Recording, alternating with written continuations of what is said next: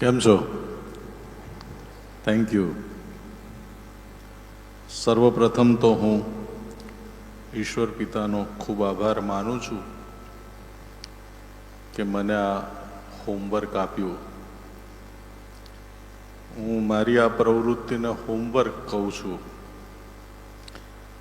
કે જગતમાં જીવતા જીવતા જે શીખવા મળે છે, જગત અથવા જીવનથી મોટી સ્કૂલ નિશાળ બીજી એક પણ નહીં.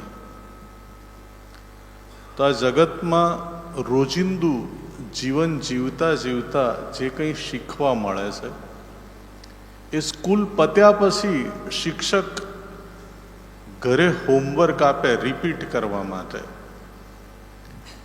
તો જ્યારે પણ આવું કંઈ બોલવાની તક મળે ત્યારે હું એવું માનું છું કે ઈશ્વરે મને આ હોમવર્ક આપ્યું કે જે હું જગતમાં જીવતા જીવતા જોઉં છું, સાંભળું છું, શીખું છું, અનુભવું છું, એ બધું કોઈકની આગળ હું સાથે મળીને ફરીવાર રિપીટ કરું. તો ઈશ્વર પિતાનો હું આભાર માનું છું કે આ તક મને આપી. અને સાથે એ પણ બહુ સ્પષ્ટ છું એ બાબતમાં કે આપણે નક્કામાં ચાકર છીએ અને આપણે જે કંઈ કરવું જોઈએ એ જ કર્યું છે, કશું વધારાનું નહીં. નો. આ ફૂલ આપતા લેતા બી શરમ લાગે એવી અવસ્થામાં હું ક્યારેક જીવતો હોઉં છું. એટલે પાપી સ્વભાવ હોવા છતાંય પ્રભુ આપણો ઉપયોગ કરે તો એ તો પ્રભુની કેવળ કૃપા અને કૃપા. સાથે પાળક સાહેબનો આભાર માનું છું, સિનિયર પાળક સાહેબ. અને અહીંયા આ વિસ્તારમાં એમની બહુ લાંબી સેવાઓ રહી, વતન છોડીને. છેલ્લે દુઃખસન સપ્તાહમાં અમે એક જ વિસ્તારમાં હતા. તો આવા અનુભવી અને સમર્પિત સાહેબને માથે પણ આભાર માનીએ. એમની સેવાઓને પ્રભુ ખૂબ આશીર્વાદિત કરે. એક બીજી પણ વાત હમણાંથી મેં કહેવાની શરૂ કરી છે કે બહારથી કોઈ વિદ્વાન વક્તા આવે, બહુ સારું બોલતો હોય, ઠીક છે, આવે છે, સારી વાત છે, દેટ ઇઝ ગુડ. ને સારું બોલે છે તો એ પણ સારી વાત છે, કૃપાદાન હોય છે, પ્રભુએ બધાને કંઈક ને કંઈક આપ્યું છે, એવી રીતે આપ્યું હોય. પણ એના લીધે સ્થાનિક પાળકની જે ગરિમા છે, ડિગ્નિટી અથવા એનું જે ઇમ્પોર્ટન્સ છે એ મરી નહીં જવું જોઈએ. નો. કારણ કે એ જે સમર્પણ સાથે જે સેવા કરે છે એ કોઈ કિશોર વસાવા કે કોઈ વસંત કામદાર કદી નહીં કરી શકે. Remember this. નો. તો આ પણ એક વસ્તુ મારે બધા લેમેન મિત્રોને કહેવી છે, સભાસદ મિત્રોને, કે આ વક્તા બહુ જોરદાર, આ વક્તા બહુ પાવરફુલ, આમને સાંભળવા જોઈએ. પેલા પંજાબથી આવે એને સાંભળવા જોઈએ, હિન્દીમાં બોલતા હોય એને સાંભળવા જોઈએ, અંગ્રેજીમાં ભાષાંતર થતું હોય એ જોરદાર. હા, એ વક્તૃત્વ એમનું જોરદાર છે, લોકેશન એ સારું છે, રિટોરિક એમનું સારું છે. બટ દેટ ડઝન્ટ મીન કે જે માણસ વર્ષોથી અહીંયા બોરસદમાં રહીને તમારી સેવા કરે, લિટરરી સેવા જ આપણા સુખ દુઃખના પ્રસંગોમાં, તો એને અંડર એસ્ટિમેટ નહીં કરવું જોઈએ, એવું પણ આ તબક્કે હું કહીશ. ત્રીજું, કમિટી અને આપ સૌનો તો જેટલો આભાર માનો એટલો ઓછો છે. કારણ કે હું હંમેશા કહું, સાંભળવું એ પણ સન્માન છે. ઘણીવાર મને એવું થાય કે આ જે શ્રોતા બેઠા છે એમાં કેટલા બધા અનુભવો એમની પાસે છે, કેટલું બધું નોલેજ. સાહેબ બેઠા છે તો એન્જિનિયરિંગ કોલેજમાં જ હતા, હું જ્યાં ભણતો હતો ત્યાં BVMમાં, એટલે એમની હાજરીમાં બોલવું એ પણ એક અઘરી વાત તો છે જ. તો અનુભવનું પણ તમારી પાસે બહુ મોટું ભાથું છે, એ પણ જ્ઞાન છે. ચોપડિયા જ્ઞાન કરતાં એ વધારે અમૂલ્ય છે. તો આવી વ્યક્તિઓ તરીકે તમે મને સાંભળો તો એ પણ મારા માટે એક ઋણ છે, ઋણ. So thank you very much. Gratification પણ કહી શકું એને. તો આપનો પણ ખૂબ ખૂબ આભાર. સેક્રેટરી સાહેબનો ફોન આવ્યો તો એમણે કહ્યું કે એવું છે કે આપણે આત્મિક જાગૃતિની સભાઓ કરવી છે. મેં પૂછ્યું, હેતુ પૂછતો હું સામાન્ય રીતે કે શું છે? આત્મિક જાગૃતિની સભાઓ કરવી છે.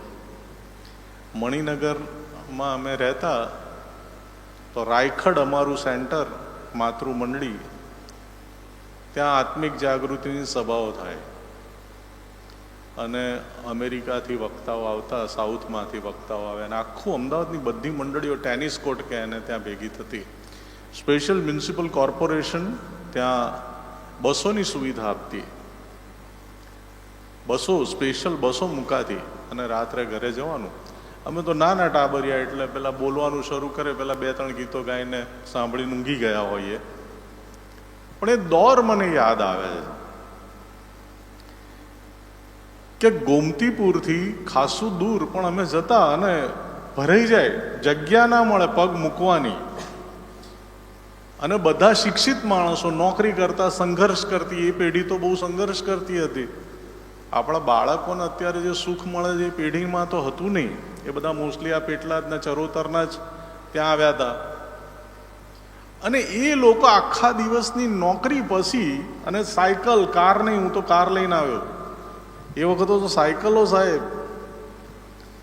અને છતાંય એ લોકો એ મિટિંગમાં પોતે જાય, પોતાના બાળકોને લઈને જાય. ચાલીમાંથી કોઈક આવ્યું હોય, કોઈ બંગલામાંથી આવ્યું હોય, કોઈ ઓફિસર આવ્યું હોય, કોઈ પ્યુન આવ્યું હોય, કોઈ ડોક્ટર આવ્યું હોય, કોઈ કમ્પાઉન્ડર આવ્યું હોય. સાગમટે મેળો ભરાય અને કોર્પોરેશન બસો મૂકે આખા અમદાવાદમાં, સ્પેશિયલ પ્રોવિઝન કરે એમટીએસનું. તો એવો પણ મેં આત્મિક જાગૃતિનો દોર જોયો છે. આજે તો હવે એ બધું એક સંભારણા જેવું બની ગયું છે. હવે તો ઠીક છે, દુઃખસન સપ્તાહની નાની નાની મિટિંગો આપણે કરતા રહીએ છીએ, પણ એક આત્મિક જાગૃતિ પ્રત્યેની જે લાગણી, સભાનતા એ મેં નાનપણમાં જોઈ છે. તો આજે અહીં આવવાની મને ખુશી એ છે કે ફરી એકવાર એ દોરને હું રિવાઈવ થતો જોઈ રહ્યો છું. હું મારા કેટલાક બાળક મિત્રોને આ વાત હંમેશા કહું છું. They are my good friends. બહુ સારા મિત્રો છે. હું એમને કાયમ કહું છું કે યાર, લેમેન છે ને, લેમેન સભાસદ, એ હવે જાગી રહ્યો છે. રિમેમ્બર, જે સભાસદ છે ને, જે સામાન્ય આઈને બાકડા ઉપર બેસે છે, એ કોઈ ધાર્મિકતાના મોટા મોટા ડોળ નથી કરતો. કદાચ એના વિશે કોઈને માહિતી બી નથી હોતી, પણ એ હવે પોતાના ઈશ્વર સાથેના સંબંધ પ્રત્યે વધારે સજાગ થઈ રહ્યો છે. કેમ કે એના જીવનમાં સંઘર્ષ વધી રહ્યો છે, સંઘર્ષ વધી રહ્યો છે. અને હવે ધીમે ધીમે એને એવું પ્રતીતિ થઈ રહી છે અને એનો અનુભવ થઈ રહ્યો છે કે ઈશ્વર ના હોય મારા જીવનમાં તો આ જીવન કેવી રીતે જીવાય. બેસ્ટ ઉદાહરણ, હું વ્યસન છોડીને અમરેલીમાં મેં નોકરી સ્વીકારી, માંડ માંડ હોશમાં આવીને હું દુનિયાને જોતો થયેલો. અને આગળ તો અંધારું, ખબર નહીં કાલે શું થવાનું. અમે નવું લગ્ન કરેલું, શિલ્પાએ બેઠી છે.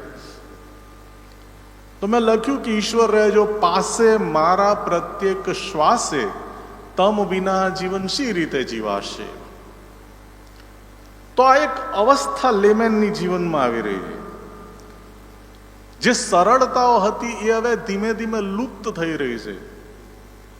અને માટે ઈસુએ કહ્યું કે તમે સમયને પારખો, સમયને પારખો. આ આત્મિક જાગૃતિનું મહત્વ શું છે એ આ પહેલો ટોપિક. આજનો સંદેશ હું 4 સિમ્પલ વાત તમને કહેવાનો છું. બહુ સરળ, બહુ સાદી અને સરળ વાત છે, બહુ સિમ્પલ. કે આત્મિક જાગૃતિનું મહત્વ શું એ પહેલી વાત. કે શા માટે આ મિટિંગનું આયોજન કરવું પડે ને શા માટે તમે લોકો આવો ને શા માટે હું અમદાવાદથી અહીંયા આવું. તો સૌથી પહેલી વાત આ છે કે ઈસુએ કહ્યું કે જો વાદળી ચડે છે આકાશમાં, તું જો અને પારખ. કોને કહ્યું? પેલા જે ધાર્મિક ધુરંધરો હતું ને એમને કહ્યું, પારખો તમે આ સમયને. આ વાદળી ચડી રહી છે, આકાશમાં વાદળ ઘેરાય તો ખબર પડે કે વરસાદ પડશે. હું ઘરે આજે નીકળતો તો મેં શિલ્પાને કહ્યું, શિલ્પા વરસાદમાં જવું પડશે, આપણે થોડું વહેલું નીકળવું પડશે. તો ધીસ ઇઝ પ્રેડિક્શન. આ પ્રિડિક્શન છે. સમજાવવું જોઈએ, સમયનું રૂપ જોઈને સ્થિતિ સમજાવવી જોઈએ, હે ને? ઈસુએ કહ્યું છે, હું નહીં કહેતો કે પ્રેડિક્ટ કરો, સમયને જોઈને પરસીવ કરો કે જુઓ શું થઈ રહ્યું છે આજુબાજુ અથવા શું થવા જઈ રહ્યું છે. મેં કહ્યું એક જગ્યાએ કે ગ્લોબલાઇઝેશન, કાસ્ટિઝમ, કેપિટલાઇઝેશન, આ બધું અત્યારે થઈ રહ્યું છે. બહુ ડિટેલમાં તો શું વાત કરું, પણ તમે બી બધા સુજ્ઞ વ્યક્તિ છો, તમને બી દેખાય છે ને, છાપું વાંચો ખબર નહીં પડતી. લાશના ટુકડા કરીને લોકો હવે પેકિંગ કરે છે. છેલ્લો સમય અને બધા ધર્મોમાં છે. મેં બધા ધર્મોનો બહુ ડિટેલ્ડ અભ્યાસ કર્યો છે, બહુ ડિટેલ્ડ અભ્યાસ કર્યો છે. બધા ધર્મોમાં આ વાત છે કે એક છેલ્લો સમય છે આ, અને બધા સ્વીકારે છે, બધા સ્વીકારે છે. વિશ્વ આખું છેલ્લા સમયમાં એન્ટર થઈ રહ્યું છે. તમે કોઈ જૈન સાધુને પૂછશો તો એ કહેશે કે આ દુખમ આરો છે. એ આરો કહે છે કે 6 એક ચક્ર હોય, 6 ઉપર જતા હોય ને 6 ડાઉન થઈ રહ્યા હોય, તો આ જે ડાઉનફોલ છે એનો સમય છે. દુઃખ. તમે કોઈ હિન્દુ મિત્રને પૂછશો તો કે આ કળિયુગની પૂંછડીમાંથી આપણે પસાર થઈ રહ્યા, this the tail end part of the Kaliyuga. ક્રિશ્ચિયાનિટીમાં તમે જુઓ તો ઈસુની બધી આગાહી સાચી પડી. હું બોલ્યો હમણાં એક જગ્યાએ, કઈ આગાહી સાચી નથી પડી. રાજ્યની વિરુદ્ધ, પ્રજાની વિરુદ્ધ ઉડી રહી છે. ચારે બાજુ યુદ્ધ છે, 64 જગ્યાએ યુદ્ધ ચાલે છે અત્યારે. 64, આપણને તો માત્ર છાપામાં 2 જ ખબર પડે, રશિયા અને મિડલ ઇસ્ટ, ઇઝરાયલ. એકચ્યુઅલી 64 જગ્યાએ યુદ્ધ ચાલે, યુદ્ધ થઈ રહ્યા છે. હું બહુ સમય પહેલા, થોડાક વર્ષો પહેલા હું અહીંયા નડિયાદ મેથોડિસ્ટમાં બોલ્યો હતો. ક્યારે તમે સમજો શું થઈ રહ્યું છે, સમજો. જ્યારે આપણા વિદેશ પ્રધાન માનનીય જયશંકર સર, હું ઓન કેમેરા બોલું છું, માનનીય જયશંકર સર જે સેન્ટ સ્ટીફનમાં ભણ્યા, હાર્વર્ડમાં ભણ્યા, એમણે એવું કીધું કે અત્યારે જે શરૂ થઈ રહ્યું છે એ તો માત્ર ટ્રેલર છે, ઓરિજિનલ ફિલ્મ તો આવી રહી છે 4-5 વર્ષ પછી. આ એ સમયે કહેલું. હવે વિદેશ પ્રધાન ભારતના એ જો આવું કહેતા હોય તો એ સ્ટેટમેન્ટની ગંભીરતા કેટલી બધી હોવી જોઈએ. અને એવું બન્યું, તરત ઇઝરાયલ થોડા સમય પહેલા આપણે એટેક કર્યો ત્યારે મારા એક અન્ય ધર્મી પત્રકાર મિત્રને કહ્યું કે ઇઝરાયલ ઈરાન ઉપર એટેક કરશે, કારણ કે બધું જોડેલું છે, દે આર ઇન્ટરકનેક્ટેડ. એ આખું જઈ રહ્યું છે. નાટો પોતાનું ડિફેન્સનું બજેટ વધારી રહ્યું છે 2%થી લઈને 5% સુધી. હમણાં નાટોની સમિટ પૂરી થઈ. નાટો એટલે યુરોપિયન કન્ટ્રીઝ, એક આખું મિલિટરી સંગઠન છે. કોની સામે છે? રશિયા સામે. બીવે છે કે ગમે ત્યારે રશિયા એટેક કરશે. એ લોકો તો પ્રેડિક્શન કરે છે કે 5 વર્ષ પછી કે 3 વર્ષ પછી એક વિશ્વયુદ્ધ આવી રહ્યું છે. ફ્રીમેસન, મને હમણાં જ એક પાળક સાહેબે કહ્યું હતું કે ઇલ્યુમિનાટી ફ્રીમેસન શું છે. આલ્બર્ટ પાઇક, એક ફ્રીમેસન, એમણે વર્ષો પહેલા 3 વિશ્વયુદ્ધની આગાહી કરી હતી 18મી સદીમાં, અને એ બધું થયું. પહેલું વિશ્વયુદ્ધ એ જ પ્રમાણે થયું, બીજું વિશ્વયુદ્ધ એ જ પ્રમાણે થયું, ત્રીજું વિશ્વયુદ્ધની પણ એ જ આગાહી કે ઇઝરાયલથી શરૂ થશે. તો આ બધું જ એક ચોક્કસ દિશામાં જઈ રહ્યું છે. અત્યારે આપણે કેટલા સરસ બેઠા છીએ. તમે સાંજ જુઓ, તમારી બોરસદની સાંજ કેટલી સરસ છે સાહેબ. થોડા જ સમય પહેલા તમે આજે બાઇબલના શબ્દો વાંચો ને, બેથલેહેમ, બેરશેબા, ગાઝા, આ બધા શબ્દો છે બાઇબલમાં. ત્યાં શું સ્થિતિ છે? ગમે ત્યારે સાયરન વાગે, સંતાઈ જવું પડે, મિસાઇલ્સ આવે છે. અશાંતિનો એક દોર, જીઓપોલિટિકલ ઇન્સ્ટેબિલિટી, તે સ્ટાર્ટ થઈ રહ્યું છે. ને આ બુઝાવવાનું નથી, આ જઈ રહ્યું છે. 2 કે 4 વર્ષ તો બહુ થઈ ગયા સાહેબ. અને હું નથી કહેતો, નો, આ ઓફિશિયલ સ્ટેટમેન્ટ છે. એક પત્રકાર તરીકે હું કહું છું તમને. તો એક ભયંકર અરાજકતા. અને બીજી વસ્તુ હોય, ન્યુક્લિયર પાવર્સ છે બધા. પિતરે એવું કીધું કે હવેની દુનિયા અગ્નિથી બળશે, નૂહની જેમ જળ પ્રલય નહીં થાય. એવું લખ્યું છે કે તત્વ પીગળી જશે. ક્યારે તત્વ પીગળી જાય? મેટલ છે, ક્યારે પીગળી જાય? વેન એ ટેમ્પરેચર એકદમથી 1000-2000 ડિગ્રી થાય ત્યારે તત્વ પીગળે. અને એવું ક્યારે બને? તો અણુ વિસ્ફોટમાં બને એ વસ્તુ. આ વિમાનનું ક્રેશ થયું અમદાવાદમાં, એની ડેડ બોડી કોફિન બોક્સમાં લઈ જવી પડી. કેમ? બધું ચાર્ડ, બધું કાળું મેશ, શરીર જ કાળા મેશ એક સેકન્ડમાં. This is going to happen. પ્રજા પ્રજાની વિરુદ્ધ ઉઠશે. ઈસુ કહેતા કે પ્રેમ ઠંડો થઈ જશે. અને એવું બી થઈ રહ્યું છે. આજે યુદ્ધો છે, શાના આધારે થાય છે? એને ક્લેશ ઓફ કલ્ચર કહેવામાં આવે છે. સાંસ્કૃતિક સંઘર્ષ, ધર્મના નામે યુદ્ધો થાય છે. પેલી બાજુ ટ્રમ્પ સાહેબ બી પ્રાર્થના કરે છે અને પુતિન સાહેબ બી કામ કરે છે. એક ઈસ્ટર્ન ચર્ચ છે, ઈસ્ટર્ન ક્રિશ્ચિયાનિટી, અને એક વેસ્ટર્ન ક્રિશ્ચિયાનિટી છે. બંને વચ્ચેનો સંઘર્ષ છે. બે મહાસત્તા છે, બંને ક્રિશ્ચિયન છે. અત્યાર તો Russia is no more communist. No, એ તો એક આક્ષેપ છે. ધર્મ છે આ. ધર્મ લડે. હિટલરે યહૂદીઓની કતલ કરી. કેમ? Because they were Jew caste. એક જ્ઞાતિના માણસ હતા એટલે એમની કતલેઆમ થઈ. આપણે શું બધા કમ્યુનલ રાયોટ્સ નથી જોયા? બધાએ જોયા છે. આ પેઢીએ બધાએ જોયા છે. મેં તો છાપા જોયા છે. 3 દિવસ ખાધું નહોતું મેં. 2 નાના બાળકને તારથી બાંધીને સળગાવે સાહેબ. કોઈ સ્ત્રીના ગુપ્તાંગમાં સ્ટમ્પ ખોસી દેવામાં આવ્યું હોય. આ હદે પાશવતા મેં જોઈ ધર્મના નામે. તો this is clash of civilization. દુકાળો પડશે, દુકાળો પડી રહ્યા છે. અનાજ જતું રહેશે. આ કહેશે મારા મિત્રો કે આ વખતે ભીંડા નથી પાક્યા, ઘઉં જતા રહ્યા, બાજરી ઝૂકી ગઈ, અતિવૃષ્ટિ થાય છે. જે જગ્યાએ મગ પાકતા હતા આ વખત મગનો પાક બિલકુલ નથી થયો. સાઉથમાં મગની શીંગો નહીં ઉગતી. અનાજ જઈ રહ્યું છે એટલે ગોડાઉનો આવી રહ્યા છે. હવે આ કિસાન આંદોલન થયું શાના માટે? કારણ કે અનાજનું હવે કોમર્શિયલાઇઝેશન થયું છે, પ્રાઇવેટાઇઝેશન. મોટી મોટી કંપનીઓ અનાજ લઈ રહી છે.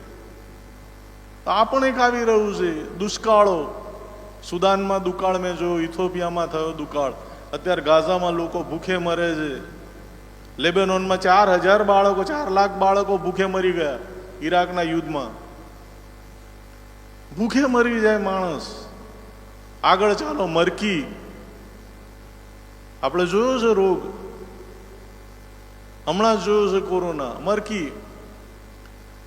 એવરીથિંગ બધું જ અનસર્ટન છે, બધું જ અનસર્ટન.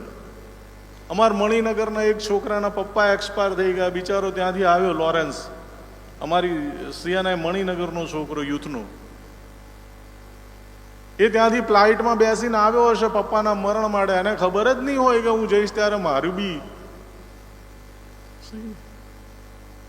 એની બેન એને વળાવે સાહેબ, તમે જુઓ, આંખમાં પાણી આવી જાય. પપ્પા વગરના 2 બાળકો. ખબર નહીં એ પલ કી કાહે બાત કરે કલ કી, તું કાહે બાત કરે કલ કી. ખબર નહીં એ પલ કી અહીંથી બહાર નીકળી અને શું થશે? We do not know. No no no. તમ વિના જીવન સી રીતે જીવાશે? We need the God. જરૂર છે ઈશ્વરની. કેમ? આવતીકાલ વિશે હું નહીં જાણતો. આવતીકાલ વિશે હું નહીં જાણતો. તો આત્મિક જાગૃતિની જરૂર એટલા માટે છે કે હું મારા ઈશ્વર સાથેના સંબંધ વિશે સભાન બનું. ઈશ્વર સાથેના સંબંધ વિશે ફરી એકવાર હું વિચારું. હું ક્યાંક દૂર ચાલ્યો ગયો છું તો હું પાછો આવું. બહુ સુંદર દ્રષ્ટાંત મનોજ ગોહિલ સાહેબ અમારા મણિનગરમાં હતા, એમણે આપેલું. પણ એ અલગ પંથ એમણે આપેલું, ફાધર્સ ડેના દિવસે આપેલું એમણે, કે એક પરાનો માણસ આવા જ કાદવ કીચડમાં દારૂ પીવા ગયો ખેતરમાં. એ પીતો તો ને ત્યાં એનું નાનું છોકરું આવ્યું, પાછળ પાછળ ચાલતું, 3જા 4થામાં ભણતું. એટલે પપ્પાએ કહ્યું કે તું ક્યાંથી અહીંયા આવી ગયો? તો કે પપ્પા હું તો તમારા પગલે પગલે આવી ગયો. કાદવમાં તમારા પગલા પડ્યા તો સી. પેઢીઓ અનુકરણ કરે છે ક્રિશ્ચિયનોની. એ મિશનરીઓ ગયા, પછી એક પેઢી આવી, પછી એક પેઢી આવી, પછી એક પેઢી આવી, અને પેઢીઓ અનુકરણ કરતી જાય. કોઈ ઊભા રહીને એવું વિચારવા તૈયાર નથી કે આપણે જે દિશામાં જઈ રહ્યા છે દિશા સાચી છે, અથવા એ દિશા આપણને ક્યાં લઈ જવાની છે એ વિશે આપણે જાણીએ છીએ. નો, આજે રસ્તો ચોખ્ખો લાગે છે, ખબર નહીં આગળ જતા એ કાદવ કીચડ વાળો હશે, કાર ફસાઈ જશે. 2 દિવસ પહેલા જ એક છોકરાને દવા આપવા માટે એના પપ્પા જતા હતા મણિનગરમાં. સરસ છે, ક્યાંકથી દૂર લઈને કાર લઈને આવ્યા, જેવા મારા વિસ્તારમાં ફસાઈ ગઈ કાર. ખોટી દિશા, ખબર નહોતી કે આગળ પાણી ભરાયું હશે. ક્રિશ્ચિયાનિટી આજે આ વિચારવાની જરૂર છે કે આ જે પેઢીઓથી આપણે કરતા આવ્યા છે, પેઢીઓથી જે જીવતા આવ્યા છે ઘરોમાં, એ શું સાચી દિશામાં આપણું જીવન જઈ રહ્યું છે? અને આજે કેમ વિચારવાની જરૂર છે? એનું કારણ આ છે કે હવે સમય બદલાયો છે. નાઉ ઇટ હેઝ બીકમ મેન્ડેટરી, ફરજિયાત છે. જો તમે નહીં વિચારો તો, આજે નહીં વિચારો, કદાચ કાલે તક નહીં મળે આપણને. નો, બાકી મને કઈ મણિનગરથી આવવામાં રસ નહીં, યારા ફરવામાં શું રસ છે? પણ આજે હું સમજુ છું, જે ફીલ કરું છું, એ મારે શેર કરવું છે બધાની સાથે કે બી અવેર. તમે જુઓ, આકાશનું રૂપ પારખો. બહુ પવિત્ર છું એવું કહેવા નહીં માંગતો, નો, પણ હું તમને બહુ સિમ્પલ ફેક્ટ કહેવા માંગુ કે આજે આકાશનું રૂપ છે, સમયનું સ્વરૂપ છે, એને પારખો. ઘરોની આપણી સ્થિતિ જુઓ, આપણી મંડળીઓની સ્થિતિ જુઓ, આપણા બાળકોની સ્થિતિ જુઓ, આપણા જીવનોની સ્થિતિ જુઓ. જસ્ટ થિંક અબાઉટ કે આપણે ક્યાં છીએ. અને એ આત્મિક જાગૃતિની મિટિંગમાં આપણે કરવું છે. બાકી તો ખાધું પીધું ને લહેર કર્યું. બહુ સરસ બોલે છે વસંતલાલ, બોલીને ગયા. અમે બહુ સરસ સાંભળ્યું. અગાઉ સાંભળ્યું તું, સુરતથી આવ્યા હતા પ્રીતિબેન ઘડિયાળી, દુઃખ સંત સપ્તાહમાં, એ બોલીને ગયા. બીજા કોઈક આવ્યા હતા, એ બોલીને ગયા. વસંતભાઈ બોલશે ને આજે ફરીથી કોઈ આવશે. એના માટે નહીં હોતી આત્મિક જાગૃતિની meeting. No, this is not the lectures. આ પ્રવચનો નહીં સાહેબ, આ ચેતવણી છે. એ ઈસુએ બહુ સરસ વાત કરેલી કે ઈશ્વર મોકલે છે માણસો જસ્ટ ટુ રિમાઇન્ડ, પેલા જાગ, બહુ ઊંઘ્યો હવે, this is the right time. આ આત્મિક જાગૃતિની મિટિંગનું મહત્વ છે. આપણે શું સમજવું છે? તો સૌથી પહેલા તો ક્રિશ્ચિયાનિટી શું છે એ સમજવી જોઈએ. ક્રિશ્ચિયાનિટી એ શું છે? ખ્રિસ્તી હોવાનો અર્થ શું છે આપણી માથે? શું એક કોઈ જ્ઞાતિ છે? કોઈ બર્થ સર્ટિફિકેટમાં લખાયેલી વાત છે? એ કાસ્ટ સર્ટિફિકેટ છે? હું હંમેશા કહું છું કે Christianity is not the caste certificate. એક કોઈક મિત્ર ક્યારેક એવો આક્ષેપ કરે કે ક્રિશ્ચિયનો ધર્મ પરિવર્તન કરે, ત્યારે મને હસવું આવે કે ક્રિશ્ચિયન શું ધર્મ પરિવર્તન કરાવવાના યાર? અમારામાંથી પોણા ભાગના માણસો તો ધર્મ શું છે એ જ સમજતા નથી. અમે વળી શું ધર્મ પરિવર્તન કરાવવાના? અમે પોતે જ ધર્મ શું છે નહીં સમજતા. ઘણા બધા તો મેજોરિટી ઓફ અસ આપણે જ્ઞાતિ બનાવી દીધી આને. તમે જુઓ, કમ્પેરિઝન કરજો કોઈ પણ જે ક્રિશ્ચિયન ન હોય એ લાઈફના આપણી લાઈફ. મને બતાવો કયો ડિફરન્સ છે એમાં. કદાચ મંદિરના બદલે દેવળ હશે ને, એ બાઇબલમાં તો મંદિર શબ્દ જ વાપર્યો છે ઈસુના સમયમાં. તો શું છે ટેમ્પલ એન્ડ ચર્ચ? રવિવાર કોઈક બીજો વાર હોઈ શકે, તહેવાર કોઈક તહેવાર હોઈ શકે. Everything is common. ખાલી નામ બદલાયા છે અને સ્વરૂપ બદલાયા છે. બાકી બધું એનું એ જ ચાલે છે, બધું એનું એ જ ચાલે. અને હવે તો ત્યાંય રવિવારે જવાની પ્રથા શરૂ થઈ. કેટલાક મિત્રો મને કહે છે કે સી ક્રિશ્ચિયન હોવાનો અર્થ શું છે? શા માટે મને ક્રિશ્ચિયન ઘરમાં જન્મ આપ્યો? તો સૌથી પહેલું તો મિશન શબ્દને સમજવો પડે. અને આ વાત મારે બોરસદમાં આવીને કહેવી પડે એ મને દુઃખ થાય. વાસ્તવમાં તો આ વાત બોરસદે આવીને મણિનગરમાં કહેવી જોઈતી હતી. આ વાત તો બોરસદ કે સુરતે આવીને કે દાહોદે આવીને અમને કહેવી જોઈતી હતી મણિનગરમાં. અમે તો સૌથી નાના જન્મેલા બચ્ચા છીએ યાર, ઘોડિયામાં. મિશન તો તમે છો. આ 1800 કોઈક સાલ લખી, 1860. હું તો 1968માં તો જન્મ્યો છું યાર. તમે તો 100 વર્ષ પહેલા અહીં જન્મ્યા છો ક્રિશ્ચિયાનિટીમાં. તમે તો રાણીપુર નામનું એક આખું એક પરું ઊભું કર્યું છે. એ ગઈ વખતે જ મેં તમને કહેલું. તો મિશન હું ક્યાં તમને સમજાવું? What is the mission? આ તમારી પાસે અહીંયા જ છે કબ્રસ્તાન. શું છે મિશન? શું ઈસુનું મિશન આ હતું? આ હતું એક સરસ ચર્ચ, ભવ્ય ચર્ચ, રવિવારે થતી ભક્તિ સભા, કોઈ સરસ સંદેશો આપે, ઘરે જવાનું, ખાવાનું ને સૂઈ જવાનું. ઈસુની મિનિસ્ટ્રી આ હતી.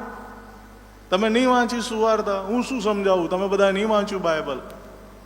કોણે આમાં સુવાર્તા નહીં વાંચી? મન કહો. ઈસુની આવી મિનિસ્ટ્રી હતી.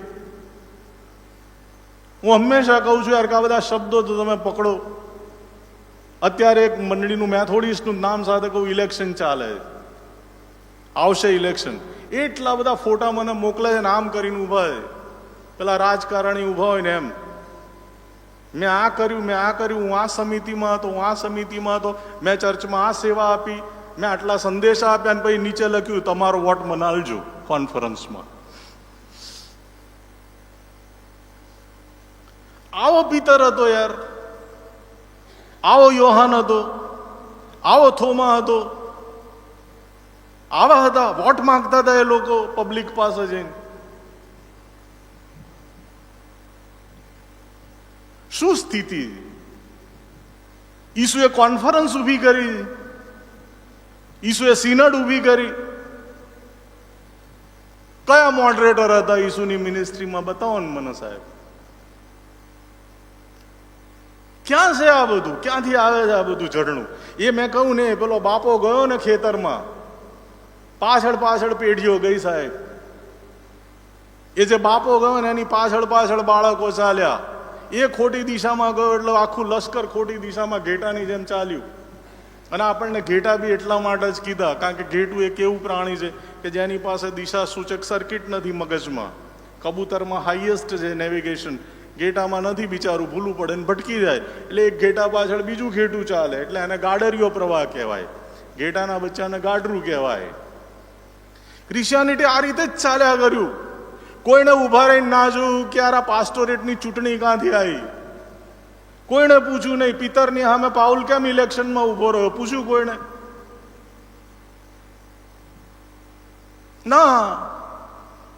એક છોકરો અત્યારે જ મારા ઘરે આવીને બેઠો કે સાહેબ અમારા ચર્ચમાં તો 2 જણા હામ હામે ઉભા. કેમ? એક કે હું ને બીજો કે હું. સી આ પોસ્ટ ક્યાંથી આવી બધી? આ તો મેનેજમેન્ટ છે, આ તો કોર્પોરેટિઝમ છે. આ કોર્પોરેટિઝમ છે. આપણે શા માટે આને D17 બનાવી રહ્યા છીએ? એ વહીવટ માટે જરૂરી હશે, બાકી ઈસુએ કોઈ D17 નહીં બનાવ્યું. નો નો નો. મેં અહીંયા જ કીધું હતું કે D17 છે તો D12 બી ઊભું થશે ને D7 બી ઊભું થશે. આ ચેરિટેબલ ટ્રસ્ટ નથી યાર. No, this is not the charitable trust. આ આત્મિક મુવમેન્ટ છે, આ સ્પિરિચ્યુઅલ મિશન છે. આ મિશનને સમજવું પડશે કે વોટ ઇઝ ધ મિશન. આ કોઈ કોર્પોરેટ સ્ટ્રક્ચર નહીં કે ઉપર સિનડ, સિનડની નીચે ડાયોસિસ, ડાયોસિસની નીચે પાસ્ટોરેટ, પાસ્ટોરેટની નીચે કમિટીઓ. This is not like that. આ હિયાર્કી નથી. નો. અહીં તો નાનો એ મોટો ને છેલ્લો તે પહેલો. આવા સિદ્ધાંતો છે આત્મિકતાના. પણ આપણે આત્મિકતાને બી સાંસારિક બનાવી દીધી છે સાહેબ. એ જે આત્મિકતા હતી ને એને આપણે સાંસારિક બનાવી દીધી. માટે શું થયું? મિશન મેનેજમેન્ટ બની ગયું છે અને સેવા સંચાલન બની ગઈ. Mission has become management. મેનેજમેન્ટમાં એક પ્રાઇવેટ કંપની, હું પ્લેસમેન્ટ ઓફિસર છું, રોજ કંપનીનો સાથે ડીલ કરું છું. એ કંપનીમાં આવું જ હોય, હિયાર્કી હોય, પોસ્ટ હોય, ઉપરથી શરૂ થાય. મારે એક બીજી બી વસ્તુ કહેવી છે ને એ બી ઓન કેમેરા બોલીશ. આજે અમારે ત્યાં હમણાં જ મેથોડિસ્ટમાં ગયો, ડિસ્ટ્રિક્ટ સુપ્રિન્ટેન્ડન્ટની પોસ્ટ છે. મારી સાથે મિત્ર બેઠા હતા, બાળક મિત્ર. મેં કહ્યું, મેં કહું ડિસ્ટ્રિક્ટ સુપ્રિન્ટેન્ડન્ટની પોસ્ટ શામાં હોય? પોલીસમાં હોય. ડીએસપીની પોસ્ટ છે પોલીસમાં. હવે મને બતાવો કે ઈસુની મિનિસ્ટ્રીમાં ડિસ્ટ્રિક્ટ સુપ્રિન્ટેન્ડન્ટ ક્યાં હોતું? કોઈ ગાલિલનો ડિસ્ટ્રિક્ટ સુપ્રિન્ટેન્ડન્ટ હોય, કોઈ યહૂદિયાનો હોય, કોઈ કાયસારિયાનો હોય, કોઈ ફિલિપીનો ડિસ્ટ્રિક્ટ સુપ્રિન્ટેન્ડન્ટ હોય. ક્યાં છે આ બધું? ક્યાં છે આ બધું? અને એ પોસ્ટો માટે લડાલડ થાય સાહેબ. આપણા ત્યાં બી થાય, આપણા ત્યાં બી થાય. કોઈકને એરિયા ડીન બનાવો ને બીજા નારાજ થઈ જાય, એવી બી ઘટનાઓ મેં જોઈ છે. ક્યાંથી આવે છે આ બધું? કારણ કે આપણે મિશનની જે પાકી સમજ જોઈએ એ સમજ નહીં આપણામાં. કે વોટ ઇઝ મિશન? ઈસુ એ કોઈ સાંસારિક ઘટના નહીં, નો, એ હિસ્ટોરિકલ ઘટના બી નહીં, એ ડિવાઇન ઘટના છે, ડિવિનિટી. માણસ, બહુ ટૂંકમાં તમને સમજાવી શકું, સાદી વાત કે વોટ ઇઝ ધ મિશન. વર્ષો પહેલા જ્યારે માણસ પ્રિમિટિવ એજમાં હતો, આદિમાનવ સ્વરૂપમાં, ત્યારે એ ડરના કારણે ઈશ્વર ઉત્પન્ન કરતો. વરસાદથી બીતો તો એણે વરસાદને દેવ કહ્યો, સૂર્યથી ડરતો તો એણે સૂર્યને દેવ કહ્યો, અગ્નિથી ડરતો તો એણે અગ્નિને દેવ કહ્યો. જ્યાં જ્યાં એ ડર્યો, જે એને કંટ્રોલમાં નહોતું એ બધાને એણે દેવ કહ્યા. એવા સમયે એક મલ્ખીસેદેક આવ્યો, આકાશમાંથી મોકલવામાં આવ્યો. મલ્ખીસેદેકે એવું કહ્યું કે ભાઈ ઈશ્વર આત્મા છે. પહેલો આત્મા શબ્દ મલ્ખીસેદેક પાસથી આવ્યો. અને મલ્ખીસેદેકે અરબસ્તાનના રણમાં જ્યાં વસાહત સ્થાપી, એ કબીલાનું નામ હતું સાલેમ પાડ્યું એણે. અને એ સાલેમ ભવિષ્યમાં યરુશાલેમ તરીકે ઓળખાયું. આજે બી જે ડખો છે ત્યાં જ છે આખી દુનિયાનો. પછી જે જૂનો કરાર લખાયો એઝરા શાસ્ત્રીના સમયમાં, એમાં મલ્ખીસેદેકનું આખું ચરિત્ર, આખું કામ એ બધું ઉડી ગયું. ત્યાં અબ્રાહમથી શરૂ થયું. અને એક બહુ જબરજસ્ત ગેરસમજ ત્યાં ઊભી થઈ, આજે બી ચાલે છે. અને આજે જે વિશ્વ યુદ્ધો થઈ રહ્યા છે એના કારણે થવાના ચોઝન પીપલ, પસંદ કરેલી પ્રજા. We are chosen people. અમે પસંદ કરેલી પ્રજા છીએ, બાકીના ભાજી મૂળો છે. We are godly people. અમે જ્ઞાતિ છીએ. કોઈ યહૂદી બની ના શકે ને યહૂદી કોઈ બીજા ધર્મમાં જઈ ના શકે. તમે કોઈ બી વ્યક્તિ યહૂદી ના બની શકે. બાય બર્થ યહૂદી હોય એ જ યહૂદી હોય. યહૂદી ધર્મમાં તમે આમ ધર્મ પરિવર્તન નથી કરી શકતા. નો. કેમ? They are God chosen people. અને ક્રિશ્ચિયાનિટીએ બી એવું જ માન્યું, we are God chosen people. ના, ખોટી વાત. ઈસુનો સિદ્ધાંત છે ચોઝન પર્સન. બહુ માઇક્રો વાત કહું છું, ધ્યાનથી સાંભળજો. બહુ માઇક્રો વાત છે. ઈસુનો સિદ્ધાંત ચોઝન પર્સનનો છે, ઇન્ડિવિડ્યુઅલાઇઝેશન, વ્યક્તિગત. આખી જ્ઞાતિ કોઈ દિવસ પવિત્ર ના હોઈ શકે. નો, વ્યક્તિ પવિત્ર હોઈ શકે. અને એ આત્મિક જાગૃતિનું સૌથી મહત્વનું કારણ. આત્મિકતા સામૂહિક નહીં. No, it's not the mass, it is the class. એ વ્યક્તિગત સંબંધ છે ઈશ્વર સાથેનો. અને જે જૂનો કરાર અને નવો કરારમાં તફાવત છે આ છે. ઈસુએ ઇન્ડિવિડ્યુઅલ વાત કરી, ચોઝન પર્સન. પિતરને પસંદ કર્યો, બીજાને નહીં. આંદ્રિયાને પસંદ કર્યો, યાકૂબ યોહાનને પસંદ કર્યા, 12ને પસંદ કર્યા, બેની જોડીમાં મોકલ્યા. તો આ પસંદગી ઇન્ડિવિડ્યુઅલ છે.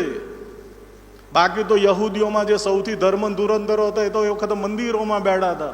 એ વખતના યાજક હતા કાયાફાસ, આન્નાસ, એ સાન્હેદ્રીનમાં બેઠા હતા યહૂદીઓ. તો ઈસુએ તો પેલા સાવ અભણ માછીમારોને વ્યક્તિગત ધોરણે પસંદ કર્યા.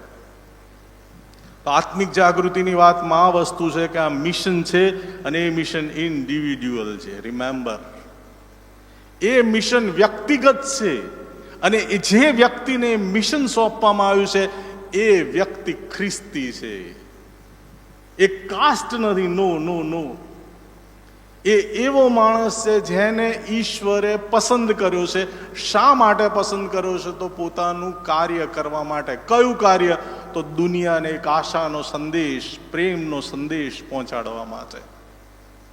અને આ અંત સમયમાં તમે વિચાર કરો યાર. એક મિત્રએ કહ્યું કે અંધારું બહુ ઘેરું થતું જાય છે. તો મેં કહ્યું કે ભાઈ, પ્રકાશની કિંમત પણ એટલી જ વધશે. જેટલું અંધારું ઘેરું, સવારે સૂર્યનો તડકો હોય ત્યારે આ ટ્યુબલાઇટની કિંમત આપણને ન સમજાય. રાત્રે અંધારું થાય ને એક દીવાની બી કિંમત સમજાય. સ્વાભાવિક છે. દુનિયામાં અંધારું ઘેરું બન્યું છે ત્યારે પ્રકાશની કિંમત છે. અને ઈસુએ શું કહ્યું? તમે જગતનું અજવાળું છો. You are the light of the world. કેમ અંધારું ઘેરું થયું છે? અને જેને ઈશ્વરે પ્રકાશ ફેલાવવાની જવાબદારી સોંપી છે એ વ્યક્તિ ક્રિશ્ચિયન છે. અને ઈસુએ કહેવું પડ્યું કે પૂર્વથી પશ્ચિમથી લોકો આવશે. પૂર્વથી ને પશ્ચિમથી લોકો આવશે. દેવનું રાજ્ય જે પ્રજા ફળ આપશે એને આપવામાં આવશે. જે પ્રજા ફળ નહીં આપે એની પાસેથી લઈ લેવામાં આવશે. જે પ્રજા ફળ આપશે એને આપવામાં આવશે. પિતરે કહ્યું કર્નેલિયસના પ્રકરણમાં વાંચજો, દેવ પક્ષપાતી નથી. કોઈ પણ દેશમાં જે કોઈ એની આજ્ઞાઓ પાળે છે એના પ્રત્યે વિશ્વાસુ ને કરુણાળુ છે.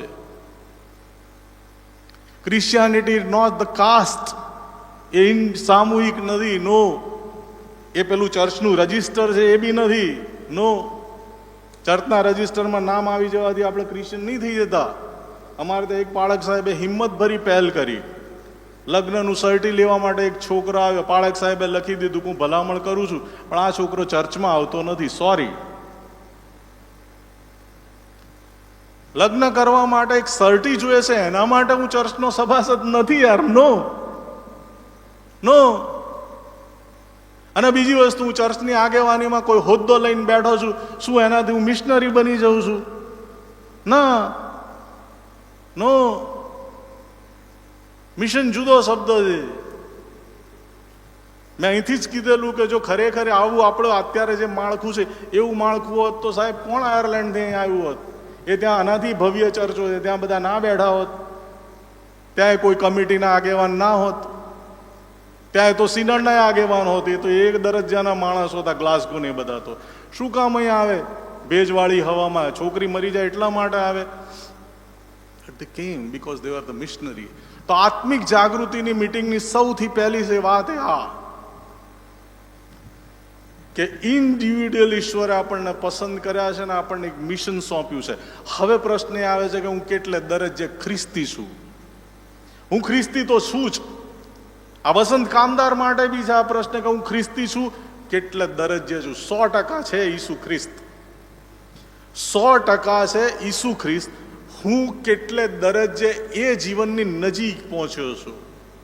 ઈસુએ 3 પ્રતીક વાપર્યા: માર્ગ, સત્ય તથા જીવન હું છું. મારા આશ્રય વિના કોઈ બાપની પાસે આવી શકતું નથી. 3 શબ્દને ક્લબ કરો તો શું થાય? સત્ય તરફ દોરી જતો જીવનનો માર્ગ એટલે ઈસુ. ફરી રિપીટ કરું છું, સત્ય તરફ દોરી જતો જીવનનો માર્ગ એ ઈસુ છે. ઈસુ કઈ રીતે જીવ્યા? આજ જ જઈને ઘરે જઈને ચાલુ કરી દો. મહિના માટે, મહિનો નહીં થાય, અઠવાડિયું તો બહુ થઈ ગયું ઈસુને સમજવા માટે. બહુ સરળ છે ઈસુનું જીવન.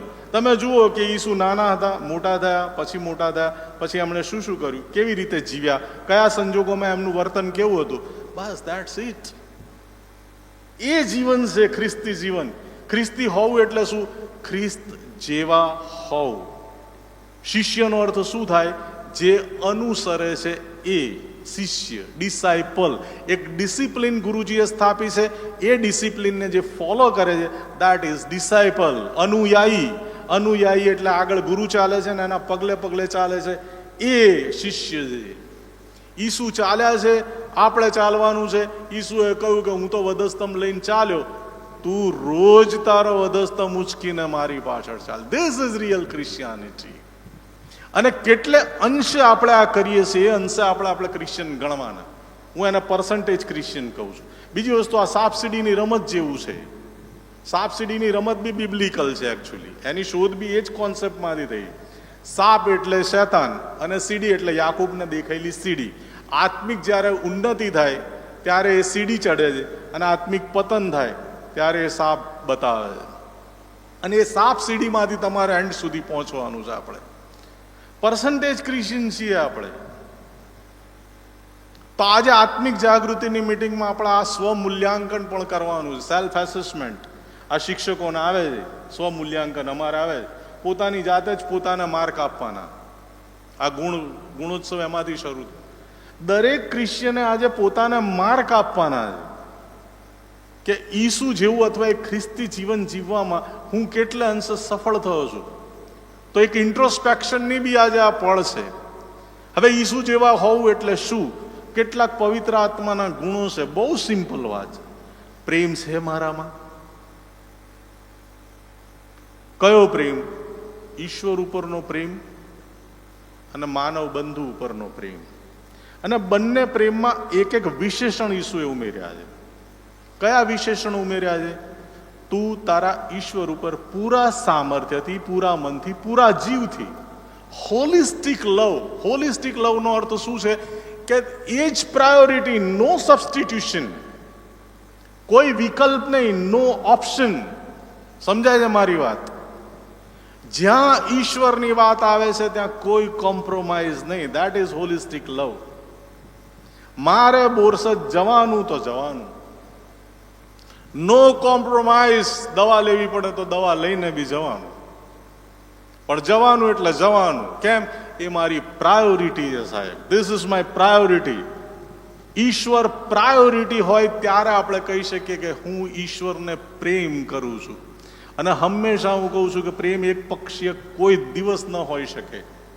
ઈશ્વર મને ચાહતા હોય ને જો હું ઈશ્વરને ન ચાહું તો હું ઈશ્વરના પ્રેમને કદી અનુભવી શકવાનો નથી. નો નો નો, એક પક્ષીય ના જ હોઈ શકે. હું જો ઈશ્વરને ચાહું તો જ ઈશ્વરના પ્રેમને હું અનુભવી શકું, અધરવાઇઝ નોટ. બીજો પ્રેમ, માણસને તું એટલો જ પ્રેમ કર જેટલો પોતાને કરે છે. આ બી બહુ ગોલ્ડન, આને તો ગોલ્ડન સૂત્ર કહે છે, ગોલ્ડન રૂલ. યુનોનું ચાર્ટર છે આ, યુનોનું આખું થીમ છે આ. તું પોતાને કરે છે એનો અર્થ શું થયો? કે અહંકારનું વિસર્જન. હું સરસ ઘરમાં રહું છું, મારો ભાઈ પણ સારા ઘરમાં રહેતો હોવો જોઈએ. મારો છોકરો પ્રગતિ કરે છે, મારા માનવ બંધુનો છોકરો પણ સારું પ્રગતિ કરવો જોઈએ. શમરૂની તો ઘવાયેલો હતો નહીં, શમરૂની તો મજાથી જઈ શકતો હતો, પણ પેલો જે ઘવાયેલો છે એના માટે ઊભો રહો. તો એમ્પથેટિક લવ, સુખમાં હસવાનું ને દુઃખમાં રડવાનું, આ પ્રેમ. ત્યાંથી તમે આગળ ચાલો. બીજો નિયમ, સહનશીલતા. આનંદ, આનંદ પવિત્ર આત્માનો ગુણ. આનંદ, આનંદ અને સહનશીલતા સીધા સંકળાયેલા છે સાહેબ. સુખ અને દુઃખથી જે પર છે એ આનંદ, એને થિયોડિસી કહે છે.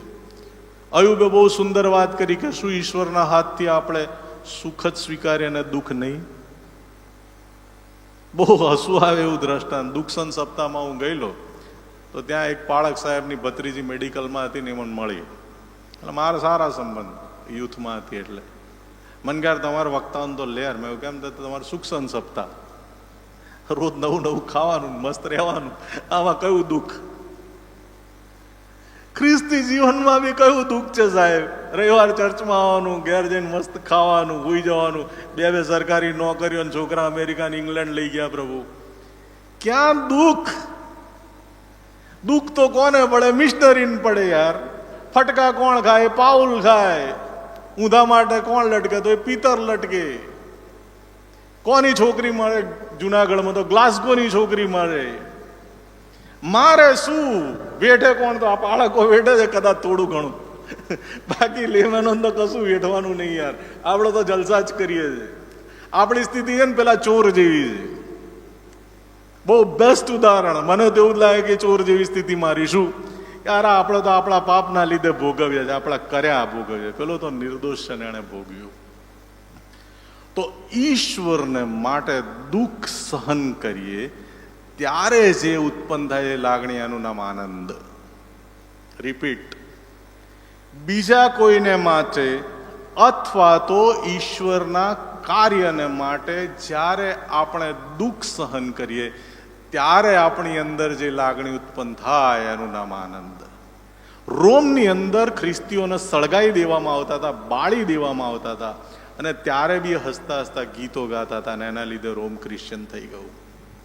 ક્ષમા, માફીનો સિદ્ધાંત. 70 ગણી 7 વાર માફ કર તું તારા ભાઈને, તારે જરૂર છે, તારી આંખમાં ભારોટીઓ છે, તું તણકલું શું કામ જુએ છે ભલા માણસ? માફીનો સિદ્ધાંત. માફીનો સિદ્ધાંત હોત તો આ ચર્ચોમાં લડાલડ હોત જ નહીં સાહેબ, ઘરોમાં લડાલડ ના હોત. પણ નહીં એ સિદ્ધાંત. આ સિદ્ધાંત છે આપણી પાસે, સક્રિયતાનો સિદ્ધાંત.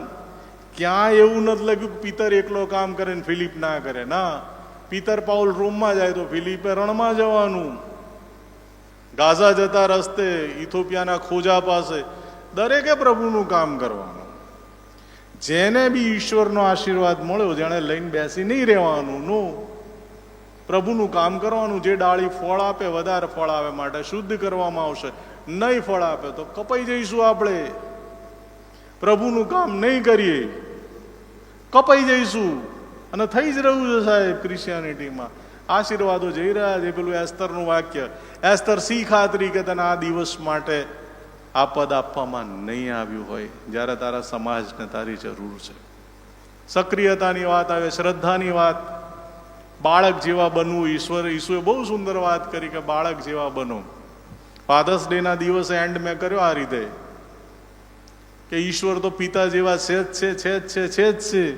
ફાધર્સ ડે ના દિવસે 99 સંદેશા એની પર હોય કે ઈશ્વર પપ્પા જેવા છે, રક્ષણ કરે ને પોષણ કરે ને આ કરે ને તે કરે. પ્રશ્ન એ આવે કે હું બાળક જેવો શું કરું? ઈશ્વર તો પપ્પા જેવા છે, પણ હું બાળક જેવો નિખાલસ ઇનોસન્ટ શું ખરો?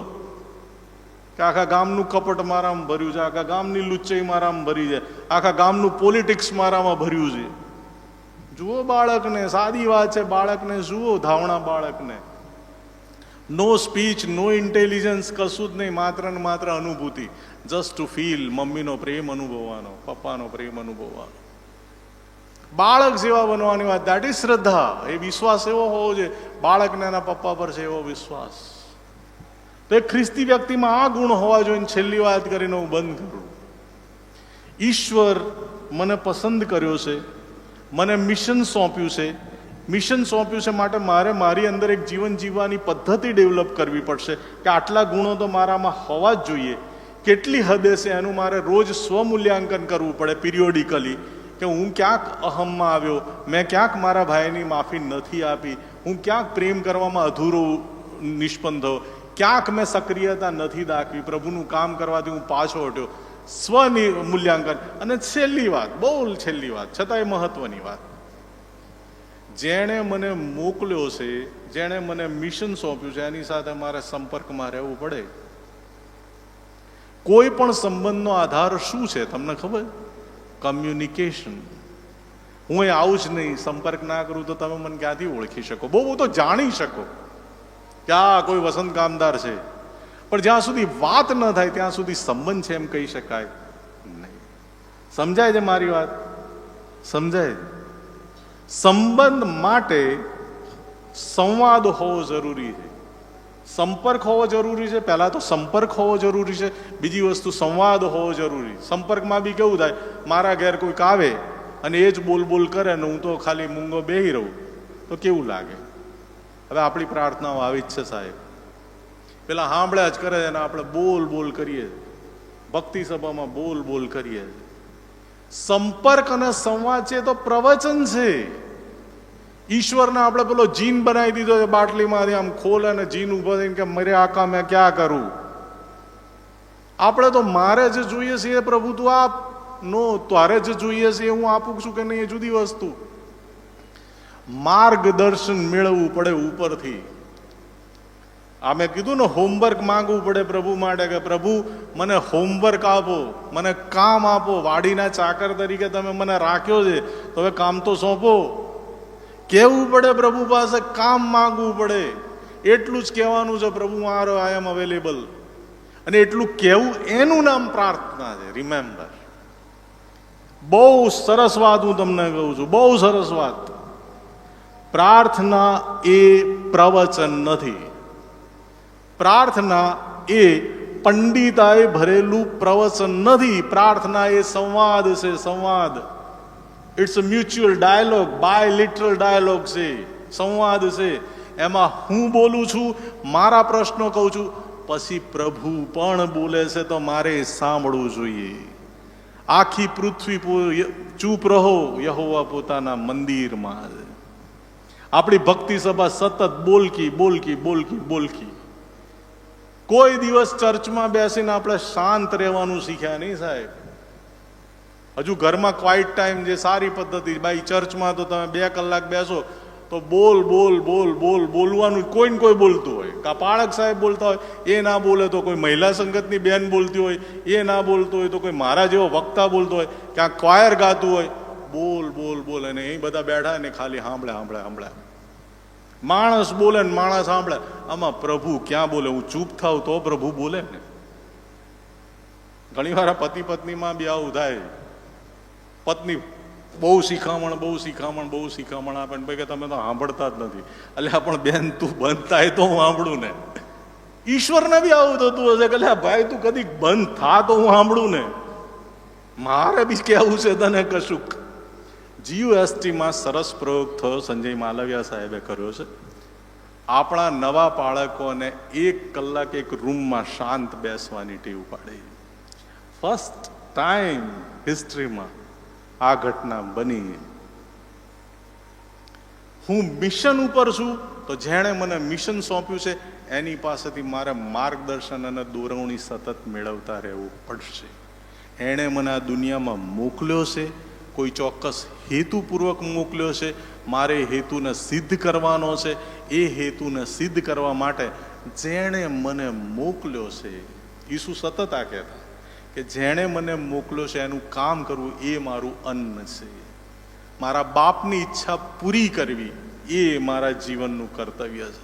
મરણ સમયે હું ને તમે કહેવા જોઈએ કે ડેડી સંપૂર્ણ થયું, તે મને સોંપ્યું હતું, મારાથી થયું એવું કર્યું, મને જેટલું આવડ્યું એટલું કર્યું, પાપી હતો, પવિત્ર હતો, જે કંઈ હતો, ખામી હતી, ખોડ હતી, પણ તે મને જે સોંપ્યું હતું એ મેં પૂરું કર્યું છે ને હવે હું તારી પાસે આવું છું.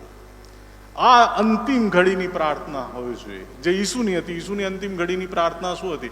સંપૂર્ણ થયું. ડેડી તે મને જે હેતુ માટે મોકલ્યો હતો એ હેતુ મેં પૂરો કર્યો છે, હવે હું તારી પાસે આવું છું, સંપૂર્ણ થયું. તો આ જીવનનો પણ અંત આ વાક્ય સાથે આવવો જોઈએ કે પ્રભુ તે મને ખ્રિસ્તી ઘરમાં જન્મ આપ્યો હતો, તે મને ખ્રિસ્તી તરીકે આ દુનિયામાં મોકલ્યો હતો, તે મને પસંદ કર્યો હતો, હું જીવ્યો, તે મને જે મિશન સોંપ્યું તે મિશન મેં પૂરું કર્યું અને હું તારી પાસે આવું છું. તો પ્રાર્થના જેણે મને મોકલ્યો છે મિશનને ગાઈડ કરવા માટે ઉપરથી સતત સૂચના મેળવતા રહેવું, શાંત રહેવું, માંગણીઓની પ્રાર્થના નહીં. નો નો નો, હું મિશન ઉપર છું, ઉપરથી ક્યાંક અહીંયા અટવાયો છું, ઉપરથી હું માંગુ છું કે પ્રભુ મોકલ. આત્મિક જાગૃતિની શરૂઆત અહીંથી થવી જોઈએ. જે દિવસે હું આ વિચારતો થઉં છું, શું હું કોણ છું, આ ઈસુ એ મિશન છે, એ મિશનનો હું એક હિસ્સો છું, મને એક જવાબદારી સોંપવામાં આવી છે, હું મિશનરી છું, દુનિયાના અંધકારમાં મારે પ્રકાશ થઈને જવાનું છે. ધ સેકન્ડ થિંગ, ત્રીજી વસ્તુ, એ પ્રકાશ છે અંધકારમય ન હોય, મીઠાની જેમ મારે પગ તળે ન છૂંદાવવું પડે, માટે મારે મારી અંદર કેટલીક ક્વોલિટીઝ ડેવલપ કરવાની છે, ક્રિશ્ચિયાનિટીના કેટલાક ગુણો ડેવલપ કરવાના છે, સતત સ્પિરિચ્યુઅલ પ્રગતિ કરતા જવાનું છે પવિત્ર આત્માના ગુણોની. અને લાસ્ટલી વાત, હું ક્યાંક અટવાઉં, હું ક્યાંક કન્ફ્યુઝ થઈ જાઉં, માર્ગ સૂઝે નહીં મને, આગળ કઈ રીતે વધવું, એવા સંજોગોમાં હું પ્રભુ પાસેથી પ્રાર્થના દ્વારા માર્ગદર્શન માંગું. ધીસ ઇઝ આત્મિક જાગૃતિ. જ્યારે આપણે આ રીતે વિચારતા થઈએ છીએ જીવનને, ત્યારે આપણે સાચા આત્મિક જાગૃતિ તરફ શરૂઆત કરીએ છીએ. Thank you very much. મને સાંભળવા માટે બહુ આભાર. Thank you.